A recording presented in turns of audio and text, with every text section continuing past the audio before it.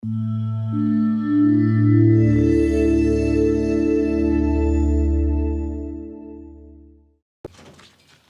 afternoon, everybody. Greetings to you all. We are here today to give brief statements on contemporary developments in the state of Tigray. We duly understand that our people are worried, not because there are some significant developments on the ground, but because of some deliberate decisions of some of our former comrades and some of our former colleagues. The gist of the matter is what's going on in Tigray, as my comrade Amanel duly mentioned earlier, is there was some efforts to restore constitutional order in some isolated local governments of Tigray. They are just a handful out of dozens of local governments in Tigray. And this was misrepresented to as wider audience as possible to allege that there is some uncontrollable situation emerging in Tigray, and more specifically, there is a danger to the Koha, and hence a call for intervention to save the Koha and so on. This is really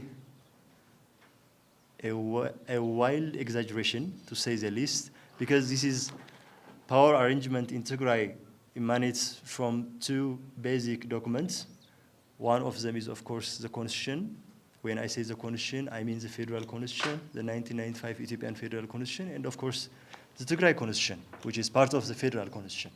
And the second major political, legal document is the Cessation of Hostilities Agreement document, which is commonly referred to as the Pretoria Agreement, taking after the city it was signed.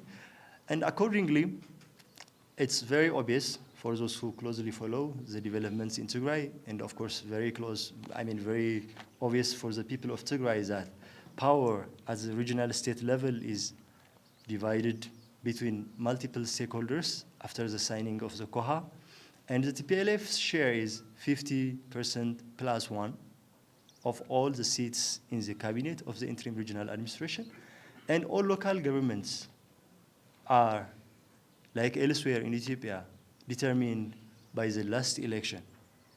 We know that the last election was, relatively speaking, conducted long ago, but there is nothing exceptional when it comes to Tigray. This is what works throughout the country. Unfortunately, those who were supposed to serve the interests of the people of Tigray and those who were expected to uphold the reason data, the founding principles, the objectives, and the mission of the Tigray interim administration didn't really abide by internal consensus that was reached in the last Congress immediately before establishing the Tigray interim regional administration. Neither are they upholding any of the constitutional principles and, of course, follow-up laws and decisions of duly constituted organs of the state. This is how they are attempting to nullify the constitutional order. We know that all Warada or district level governments in Tigray do have their own councils. The same is true about the Tabia or sub-district level governments, or we may call them the localities. And of course, there is an arrangement about the zonal level governments. And accordingly, the councils decide who will run their respective district or local government or anything thereof. That's the ABC of democracy. Nonetheless, the rogue splinter that used to be part of the TPLF before the Congress, and many of whose members happen to hold some key powers in the Tigray interim regional administration, decided to sideline the nascent democracy in Tigray, remove officials that were duly appointed by the local councils, regardless of the law, regardless of the decisions of the local councils, and so on. Unfortunately, they present this as some kind of reform. I don't know what that kind of reform is. I don't know a reform that takes a nascent democracy to dictatorship at all. I think the name reform is unfitting at all. to say the least.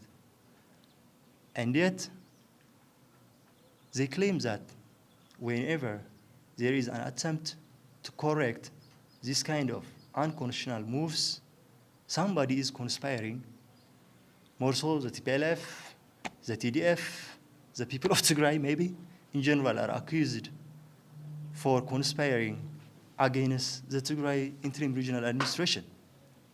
Of course, this dictatorial move, the attempt to install puppets, I would say, from above or from outside, succeeded temporarily only in few, as I said earlier, in few pockets of Tigray. And of course, the people of Tigray were mad about this. The people of Tigray, the Tigray Armed Forces, popularly known as, and affectionately, of course, known as the TDF, or according to Zokoha, the TPLF combatants.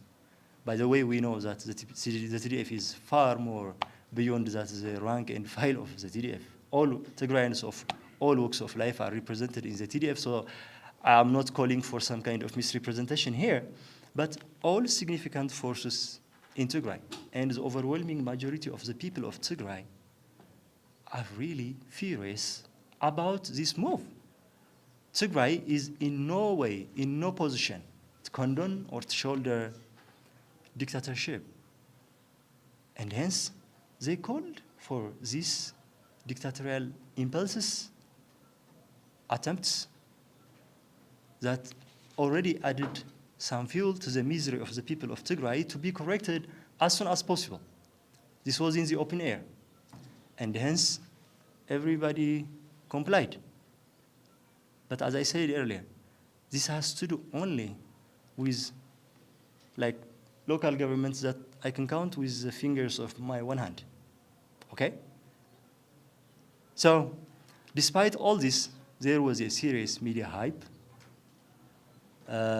because, as I said, some of our former colleagues, comrades, deliberately decided to present it so, and we know there could be opportunists who would be happy to grab this kind of opportunity. The people of Tigray do know this. We are not surprised at all as a party, because this has been raised in many different meetings, but today it's in the open air for all of us to hear, to react, to understand the situation. But yet, it couldn't stop from worrying our people. But we assure our people that we didn't yet lose hope on the Koha, and we also believe our partners, our peace partners, won't be misled by this kind of irresponsible acts. In fact, to a certain extent, because some of our former comrades are raising issues that has never been raised by themselves, by our peace partners, they could be surprised. That's my personal opinion. So I don't think this will result in any uncontrollable situation, or this will be used as any kind of excuse to resort to any act that could potentially endanger or actually endanger the cessation of hostilities agreement. Well, we believe we are still in contact with our peace partners. We didn't hear much from them actually, except that we should really sit down, negotiate, talk about issues that are still outstanding, mainly when it comes to the main contents of the Koha. But, I believe sane minds are willfully speaking what they are speaking, because some of the things make you wish that you don't live this long to hear what you hear. Even, as I said earlier, for people who have some insider information, some of the allegations are really, I can't imagine them in my wildest dreams, and absolutely wrong, and of course, absolutely against Zokoha itself. There were also some attempts to deprive Tigray of its capabilities, to defend itself, and of course to negotiate. The TDF is one such institution. The TDF is built out of necessity. No one in Tigray was really interested to join an armed struggle, as we know. Everybody knows this. The ranks and the files of the TDF are full of people who were in their farmland, in their farming activities, who were in their professional engagements, teachers, health professionals, engineers, students who still dream to get the best education as much as possible and to have a career. But instead of working with all other forces in Tigray, with the utmost possible coordination and support towards each other effort, we hear in the open air that DDR is selectively targeted, while our people are languishing under brutal occupation, while Tigray's autonomy is again being infringed, while IDPs are languishing in IDP camps, while Tigray has never been represented in the federal government institutions long after 2.5 years after the signing of the QUA. It's crazy to imagine that some people who really contributed during Tigray's armed confrontation to survive as a nation, as a regional state, to resort to this kind of shabby excuses to dismantle the very institutions that they participated in, that they fought for, and of course, sadly enough, to call for an intervention to settle Tigray's political problems. The TPLF believes there is always a peaceful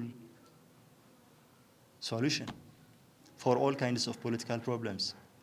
As the saying goes, if there is a problem, there is a real problem. There always is a real solution. So we believe we might have political differences here. That's obvious. We do have, of course.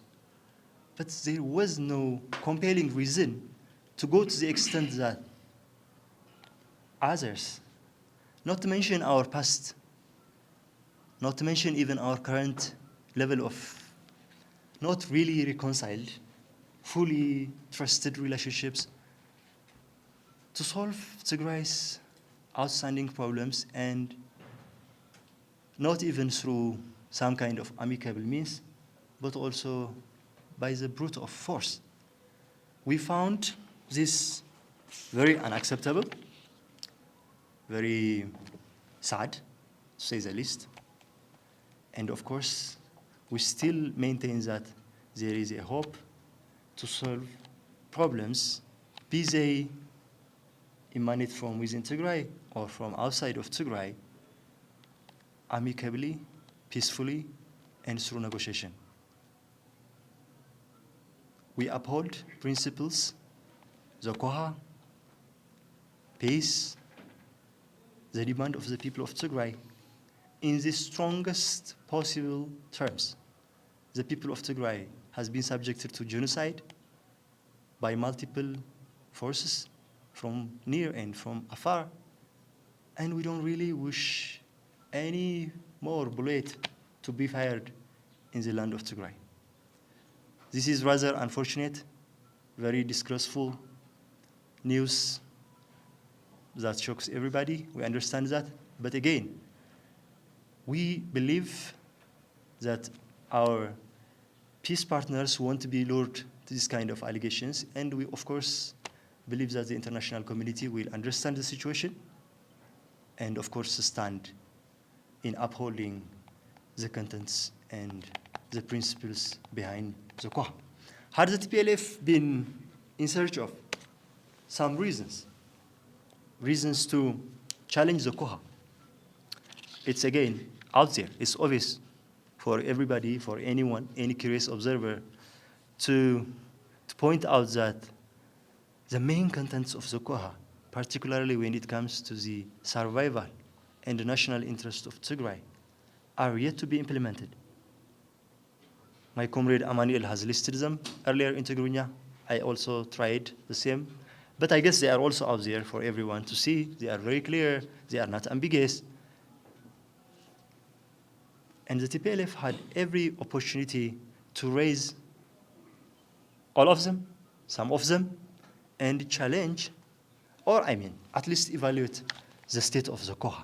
The TPLF doesn't need to resort to, I'm not undermining the importance of local governments here, but as compared to the overall picture, as minuscule reasons as fighting over the power of a local government. It's only about the will of the people. It's only about upholding constitutionalism as much as possible. It's only respecting the constitutional order. So, the attempts, as I said earlier, were squarely dictatorial, and the current efforts in Tigray in very limited local governments are to challenge dictatorship and to uphold rule of law, constitutionalism, democracy, and the will of the people. And hence, there is nothing that can take anyone to invite, let alone intervention, even for an external opinion, in the views of the TPLF.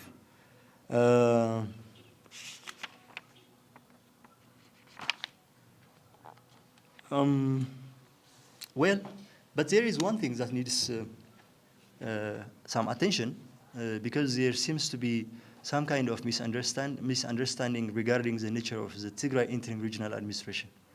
Many compatriots from outside sometimes mistakenly treat Tigray as some kind of independent country with an armed forces, with a president or a head of a government serving as the commander-in-chief of the armed forces. That's a gross mistake. The Tigray armed forces are, of course, the constant members of the Tigray Interim Regional Administration, among many other actors, political actors in Tigray, and they are, according to the Koha, and according to the will of the overwhelming majority. I would even dare say almost all Tigrayans from all walks of life, they want to see the contents of the Koha being implemented, and then they want to go back to their whatever they used to do. I know many of them had a good means of livelihood, and many of them have, the youngsters in particular, have different aspirations.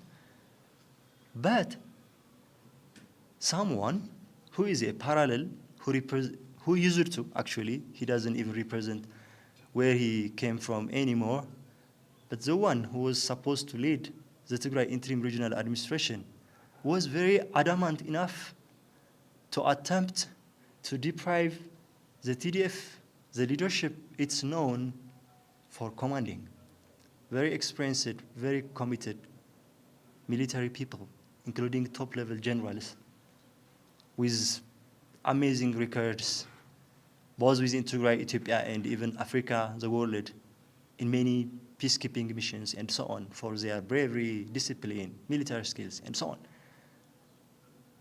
He was adamant enough to target a parallel constituent body, and in fact, a body that's much held for paying dearly to save Tigray, and liquidate it at the end of the day. And this was happening in the middle of nowhere. As I said earlier, it's our wish to see the Koha to be fully implemented, and for everyone to go to their people, get reintegrated, and come back to their livelihoods, or start new livelihoods. But unfortunately, instead of focusing on the main thing that is being dearly awaited by the people of Tigray and all political forces in Tigray, some tend to target Tigray's capabilities. And for that matter, we believe this also endangers not only Tigray, but Ethiopia and beyond, because this is an open call for violence, while we have plenty of them. Tigray is relatively still very peaceful. Of course, the people of Tigray want more justice, more tranquility, better, maybe democracy, service delivery, and so on. But as if the neighborhood doesn't have enough violence, we hear people who were supposed to act responsibly calling for more violence, which is very unfortunate, which is unfounded, which we believe should be condemned. And by the way, we want to extend an open call for all stakeholders, be they from within or from outside, to see for themselves. They can establish, for example, a team that can investigate and check what's going on in Tigray, because we know there are plenty of allegations as if something extraordinary, violent thing is happening. We all here know that this is not true, but maybe in case there are some people who don't really know the details, in case there are some people who are yet confused, in case there are people who still are of some suspicion, we extend our open call for anybody to come, observe, weigh the situation in Tigray and beyond, and then, of course, support in any way they deem is appropriate. I think, as my comrade Emmanuel stated earlier in Tigrinya, some have unfortunately gone to the extent of recommending some measures against the very people they pretentiously stood for. Some were mentioning issues of budget, as if the budget is some kind of charity coming from elsewhere, and as if Tigray is not contributing to the economy and so on. We know the details. We know how much Tigray contributes. We know what Tigray deserves. But again, I mean, the demand of the people of Tigray is for better integration, for more representation, for more say in the decision-making process. And unfortunately, others are spinning things in a very wrong direction. We believe this is obviously very wrong, needs to be corrected in due time. And of course, with unity, with awareness